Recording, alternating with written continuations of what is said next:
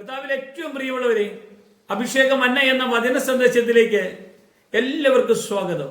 ഇന്ന് ചിന്തിക്കുക ആധാരമായ ദൈവവചനം മത്തായി സുവിശേഷം 26-ാം അധ്യായത്തിന്റെ 32-ാമത്തെ വചനം. എന്നാൽ ഞാൻ ഉയർത്തെഴുന്നേറ്റ ശേഷം നിങ്ങൾക്ക് മുമ്പായി ഗലീലയിലേക്ക് പോകും. യേശു കർത്താവാണ് പറഞ്ഞത്.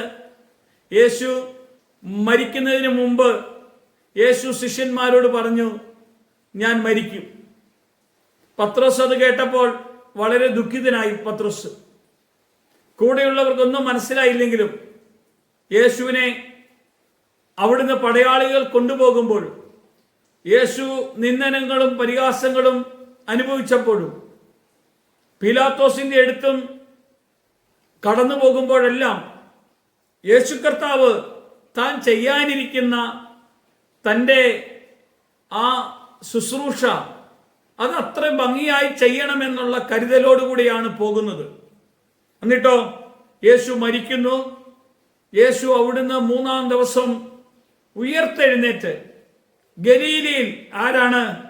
യേശു കർത്താവിൻ്റെ ശിഷ്യന്മാരുടെ അടുക്കൽ കടന്നു പോകാൻ ഇടവരുന്നു. ഞാൻ മരിച്ച് ഉയർത്തു എന്നത് യേശുവിൻ്റെ ശിഷ്യന്മാർക്ക് അവൻ പ്രത്യക്ഷനായി. യേശു അവിടുന്ന് ഉയർത്തെഴുന്നേറ്റു എന്ന ആ വിവരം ലോകമെമ്പാടും അറിയിക്കുവാൻ കർത്താവ് ഇടയാക്കി.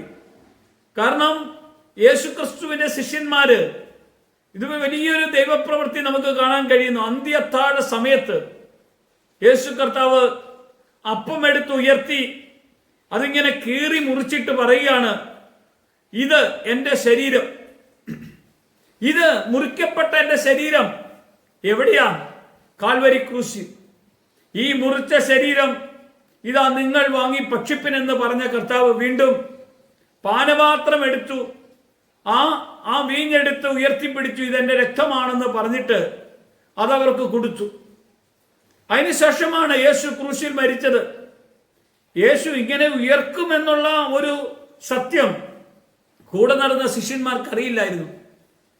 യേശുവിനെ മരിച്ചവരുടെ ഇടയിൽ പോയി അന്വേഷിച്ചെങ്കിൽ യേശു ജീവിക്കുന്നവരുടെ ഇടയിലാണെന്നും അവൻ ഗലീലയിലേക്ക് പോകുന്നുവെന്ന ആ ശബ്ദം കേട്ട് അവർ ക്രിസ്തു ഇന്ന് അവരുടെ കൂടെയുണ്ടെന്നുള്ള തിരിച്ചറിവ് അവർക്ക് അനുഭവിക്കാൻ കഴിഞ്ഞു. പ്രിയമുള്ളവരെ, യേശുവിന്റെ കല്ലറ ഇന്ന് ശൂന്യമാണ്. മരിച്ചവരുടെ ഇടയിൽ യേശുവിനെ അന്വേഷിക്കേണ്ട, ജീവിക്കുന്നവരുടെ ഇടയിലാണ്. ജീവിക്കുക എന്ന് പറഞ്ഞാൽ യേശു പറഞ്ഞു, ഞാൻ നിങ്ങളോട് പറഞ്ഞ വാക്കുകൾ ആത്മാവും ജീവനുമാണ്. ജീവിക്കുന്നവർ യേശുവിന്റെ വചനം കേട്ട് അതിൽ വസിക്കുന്നവരാണ് ജീവിക്കുന്നവർ. അവരുടെ കൂടെയാണ് യേശു ഉള്ളത്. ഉയർത്തെഴുന്നേറ്റ യേശു നമ്മുടെ കൂടെയുണ്ട്. ഈ വചന സന്ദേശം നിങ്ങളുടെ ജീവിതത്തെ കർത്താവ് മാറ്റാനാണ് ഇടയാക്കുന്നത്. ഇന്ന് ജീവിക്കുന്ന കർത്താവ് അത്ഭുതകരമായി നമ്മുടെ അകത്തു വസിക്കുന്നുണ്ടെന്നേ. ആ വസിക്കുന്ന കർത്താവ് ഇന്ന് നമ്മുടെ കൂടെ നമ്മെ നയിക്കുന്നുണ്ട്. ഈ വചനം നിങ്ങളുടെ ഹൃദയത്തിൽ എന്നും ഒരു അനുഗ്രഹമായി മാറട്ടെ. ഉയർത്തെഴുന്നേറ്റ യേശുവിന്റെ മഹത്വം അനുഭവിച്ചും അവന്റെ നാമത്തെ ഉയർച്ചയും കടന്നു പോകാൻ കർത്താവ് ഇടയാകട്ടെ. യേശുവിന്റെ നാമത്തിൽ തന്നെ ആമേൻ.